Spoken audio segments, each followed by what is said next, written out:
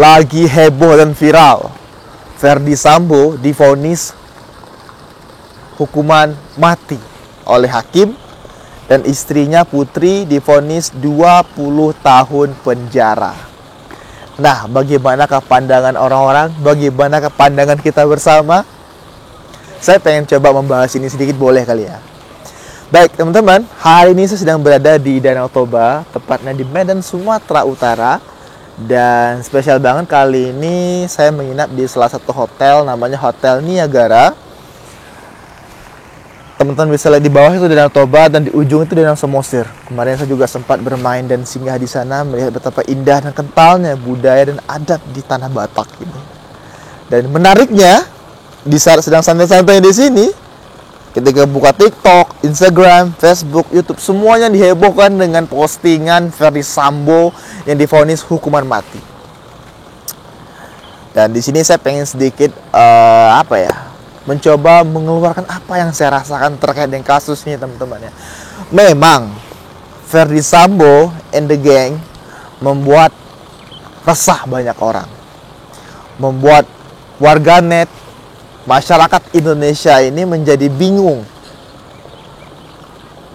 terkait dengan kasus yang berbelit-belit, yang mana atas meninggalnya almarhum Brigadir Yosua. Nah, teman-teman semuanya, banyak orang-orang yang berspekulasi bahwa ini salah Joshua, ini salah Ferdy Sambo, ini salah si Putri, ini salah itu, banyak. Dan pengakuan, penjelasan, pembenaran yang mereka sampaikan itu seakan-akan membuat kita semakin bingung. Bukan hanya kita, bahkan hakim saja harus berkali-kali menyelidiki kasus ini. Bahkan ketika saya wawancari beberapa orang sebelumnya, ketika awal-awal kasus ini viral, bahkan banyak orang-orang yang beranggapan, nggak mau bahas gitu-gituan, bodoh amat, hukum di Indonesia memang seperti itu, semuanya banyak, udah capek katanya, nggak selesai. Apakah karena si Ferdy Sambo seorang jenderal, orang berpangkat, orang berada dan sebagainya? Dan exactly banget. Namun menarik sekali untuk dibahas ketika Ferdy Sambo kemarin sudah divonis hukuman mati oleh hakim. Wah, tentu saya sangat yakin dari pihak almarhum Joshua sangat mungkin katakan senang dan puas dengan keputusan ini, bahwa nyawa dibayar nyawa. Tapi satu hal yang harus diingat, bahwa mau Ferdy Sambo-nya dihukum mati, mau Ferdy Sambo-nya dipenjara seumur hidup, tapi tetap saja tidak akan bisa mengembalikan sosok dan jiwa raga almarhumah Brigadir Yosua ke dunia ini.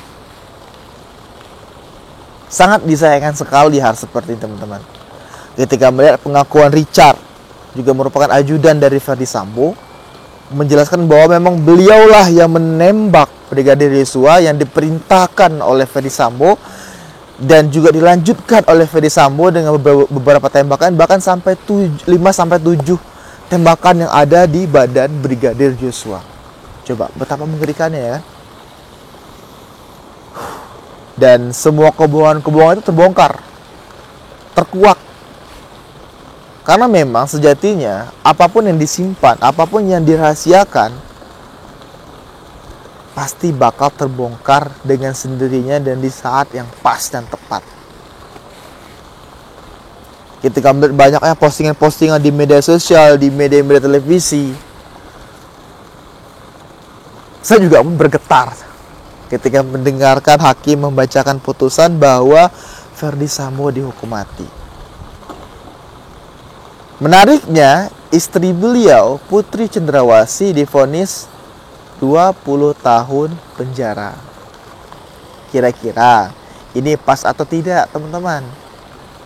Karena memang ini terkait dugaan kasus pembunuhan berencana.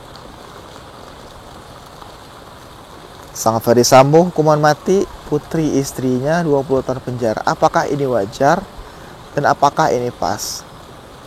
Ya karena memang ini sudah ketok palu, kita pun juga nggak bisa komentar apa-apa sebagai masyarakat biasa. Namun kita pun juga bisa bersuara ya.